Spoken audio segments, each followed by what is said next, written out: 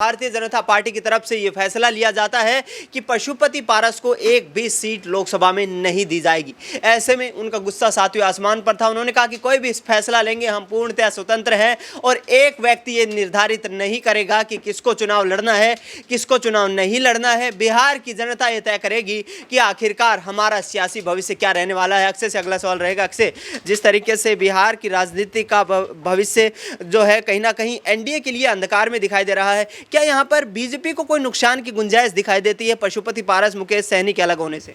देखिए, सारा जो खेल है वो वर्तमान में तो मुझे लगता है कि आगामी आम चुनावों को लेकर हो रहा है, उसी में बीजेपी फंसती नजर आ रही है। आम चुनावों का जिक्र है तो यहाँ जिस तरीके से बीते आम चुनाव रहे, केवल 2 ही सहयोगी दल बीजेपी के थे बीते आम चुनावों में, जहां जेडीयू और अविभाजित लोजपा थी। लेकिन जिस तरीके से कुनबा एनडीए का बढ़ा है, नरेंद्र मोदी लगातार ये बात कहते हैं कि अब यहाँ जो एनडीए है उसमें लगातार जो राजनीतिक दल है, पार्टियां हैं, वो भी शामिल होती जा रही हैं, जो नहीं थी वो भी हिस्सा बनती जा रही है। लेकिन जो एनडीए का कुनबा बढ़ा है, उस कुनबे ने चिंताएं बढ़ाई है बीजेपी आला कमान की कि आखिर सीटें कैसे दी जाएंगी। जिक्र लगातार उपेंद्र कुशवाहा का भी किया जा रहा है कि वो उपेंद्र कुशवाहा जिन्हें यह आश्वासन एक वक्त दिया गया था कि 3 लोकसभा सीटें आपको दे दी जाएंगी, साथ में राज्यसभा भी दी जाएगी। लेकिन जब नीतीश कुमार ने एनडीए गठबंधन में वापसी की तो उसके बाद उपेंद्र कुशवाहा को 2 सीट तक यहां सिमटाने की एक प्रकार से बात आई और अब जाकर के 1 सीट पर सिमटा दिया। तो नाराज उपेंद्र कुशवाहा भी है। यहाँ पशुपति पारस लगभग अलग हो चुके हैं एनडीए गठबंधन से। वहीं जीतन राम मांझी भी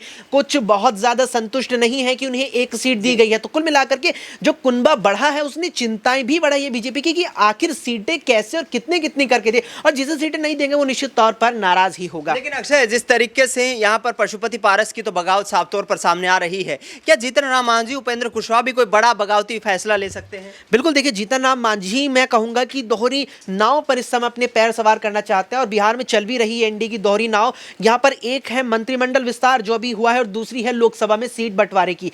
जो मंत्रिमंडल विस्तार, तो उस पर जीतन राम मांझी ने जो अपने तेवर थे वो पहले ही दिखा देते नीतीश का, जब यहाँ सरकार, नीतीश सरकार का, एनडीए सरकार का गठन जनवरी और फरवरी के पहले हफ्ते में जब मंत्रिमंडल का गठन हुआ था, वहां जीतन राम मांझी को जो लगा वो उन्होंने व्यक्त कर दिया कि 1 मंत्री पद से संतुष्टि नहीं मिलेगी, ज्यादा मंत्री पद अब हमें चाहिए। इसके अलावा जीतन राम मांझी ने कहीं ना कहीं उम्मीद जताई थी कि मंत्रिमंडल का विस्तार होगा तो हमारी पार्टी से एक और विधायक को शामिल किया जाएगा। साथ ही जीतन राम मांझी को लेकर चर्चा ये भी रही कि वो सीट बंटवारे जब एनडीए की तरफ से लोकसभा चुनावों के लिए होगा बिहार की 40 सीटों पर, वहां भी वो ज्यादा से ज्यादा सीट चाहते थे और कम से कम उनके कम से कम भी यहां 2 सीट पर लेकर चल रहे थे कि कम से कम 2 सीट तो हमारे खाते में आ ही जाए। लेकिन बीजेपी ने सारे गठजोड़ कर तोल भाव कर यहां 1 ही सीट उनको दी है। वहीं उपेंद्र कुशवाहा 1 सीट से नाराज है। चर्चाएं थी कि 2 सीट उन्हें दी जाएंगी, लेकिन 1 सीट पर उन्हें एक प्रकार से सिमटा दिया गया है, तो वो भी अब कहने के एनडीए से नाराज नजर आ रहे हैं। बिल्कुल, 1 सीट दिए जाने से जीतन राम मांझी, उपेंद्र कुशवाहा भी कहीं ना कहीं यहां पर नाराज नजर आ रहे हैं और बिहार की लोकसभा चुनाव के दौरान